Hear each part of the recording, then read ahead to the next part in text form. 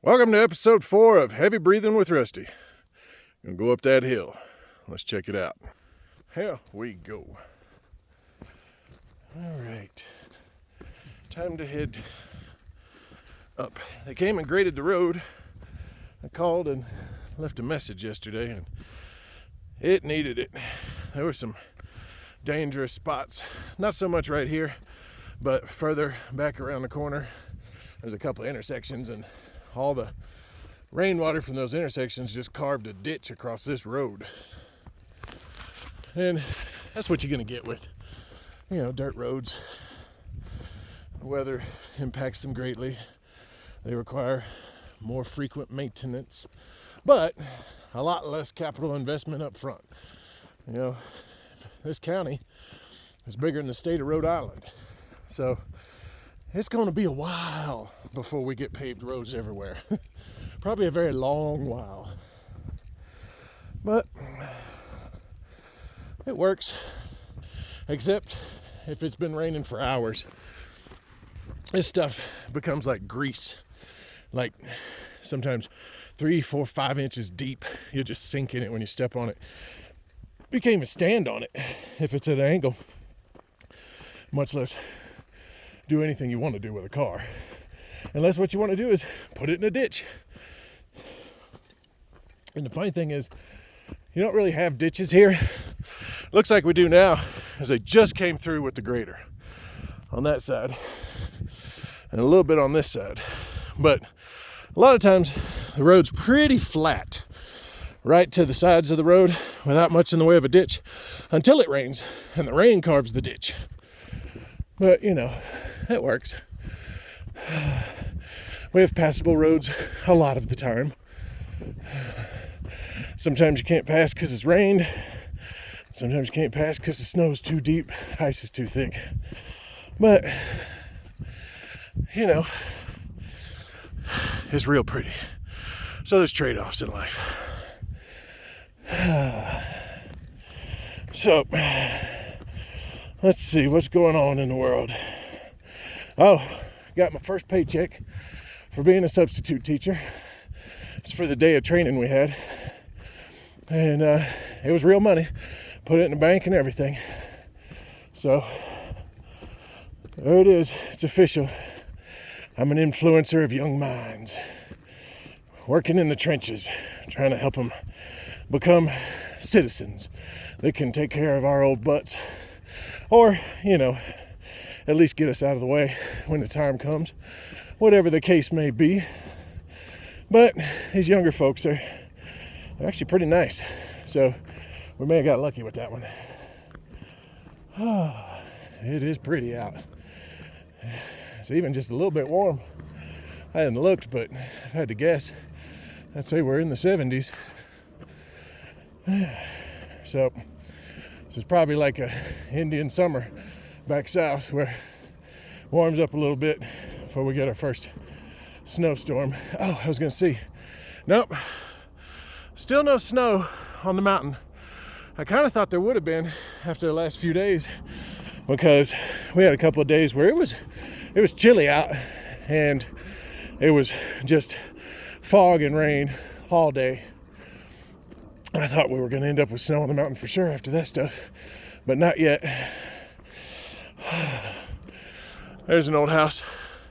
Well, it's not that old, but it's been empty for a while. And some folks came up, put some fencing and stuff up around it. I don't know how much more they're going to do. I don't know if they were just doing it to get ready to move in or get ready to sell. But no one's lived in that one since moved here in 2017. So we'll see what happens. Oh, and there's a piece of land between that one right there and where I live right down there. There's a 5-acre plot in between those two. And I tried to find out who owned it. And man, that was, I found the person's name, of course, in the county records. But there was no phone number and no address, just a name. And I think that's right. Anyway, I found one other person in New York City with that name. Called him up, and it became apparent very quickly that they do not own any land in Colorado. And it was the most, it was a very unique first name and a very unique last name. So I was like, well, that's surprising that the only person I could find with that name doesn't think the property is theirs. So be it. But yeah, that was back when I was going to see if we could scoop that one up too. But could never figure out who it belonged to. And my neighbor up here, he's real big on the property tax lien stuff. So if that piece of land, whoever owns it, if they ever got behind on the property taxes, he'd probably scoop it up right away. Oh, they are for sale. There's a for sale sign. Okay. Upsy daisy.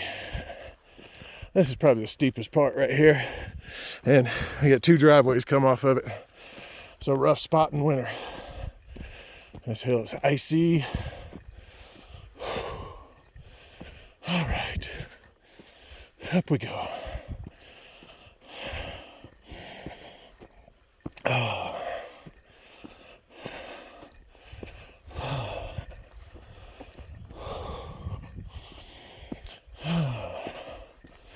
Keep on pushing. Oh, look. Pothole solved.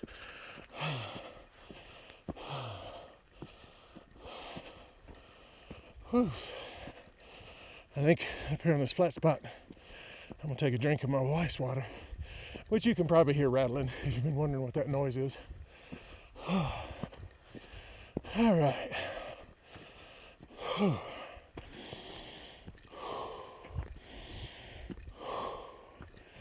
So, I guess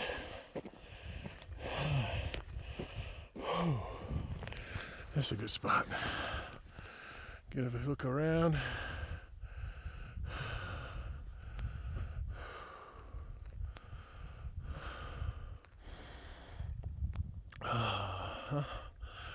See those big ant hill right there?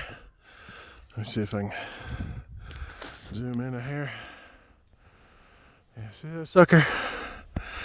Now there's some dirt in that, but the part that's above ground is almost all little bitty rocks, little pebbles. It's pretty wild. Now did that go back to 1.0? There we go. Sorry about all that. But yeah, you could take a shovel, go after the top of one of those ant hills, and like maybe pour it through a screen so all the dirt would fall through. And it's basically like, rinse it off. It's ready to be your aquarium rock. Or you could just use it decoratively in your garden or something. I know the ants won't be too happy about it. But did you know that the ants on Earth weigh more than the people do? Yeah, evidently by quite a bit too. All right, let's get that water I was waiting for. Let's see what we got here.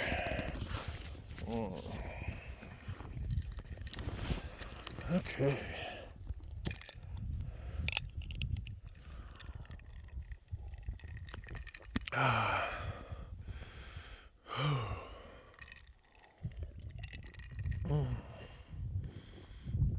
Oh yeah, that's good.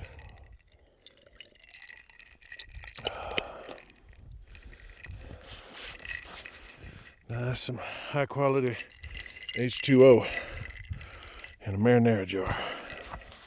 But it don't taste like marinara and it don't leak. So we will take it. And oh man, I got an itch. Scratching. There we go. Woof. So I got my backpack. It's just easier to carry the water. It's the only thing that's in it. But I left it in the chair. And Patches, the pirate queen, mom's cat that I inherited and adopted, is she's white, and she sheds a lot of fur. This backpack's like blue and black, and I left it laying on the chair, and so she deposited a metric ton of hair onto it, And I had to use, those lint rollers you have, like the tape on a stick for your clothes. I had to use 2 of those to get the hair off of it. Man, and that cat, she sheds a lot. You could like twist that up like in the days of old and make clothes out of it. That, however, is one thing I don't need to do. Mom being a seamstress and all, I have all the yarn and fabric I will ever need. Moving on up. Oh, it's a cool little spot over there where it looks like there's a little clear ground and amongst that copse of trees there. Yeah. All right. Let's see if we can make some headway up this here hill. Whew. Okay. Well, I got to figure out if I need to do some of that SEO stuff for my website, for my notary public. I got one job so far off the website, but it's been some weeks ago.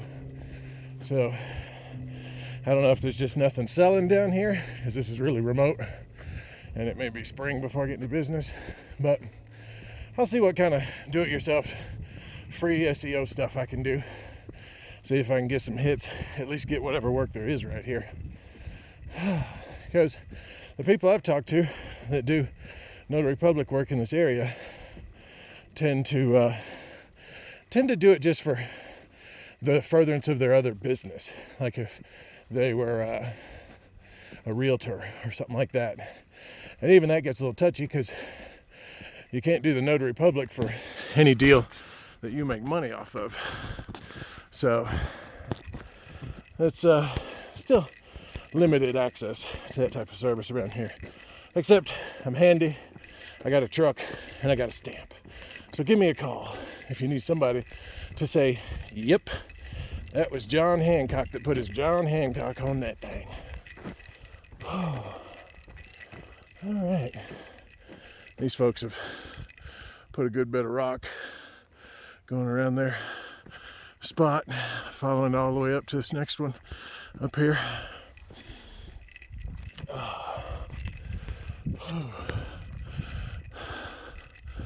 That gets to be pretty awesome out that way. There's a big mountain. But you got a valley, plateaus, all that stuff. All right. Okay. Pushing, keep pushing. Can't stop believing now. That just wouldn't work. And this is a nice cozy little cottage up here in the hills. It's nice. A little patriotism. Not bad. All right.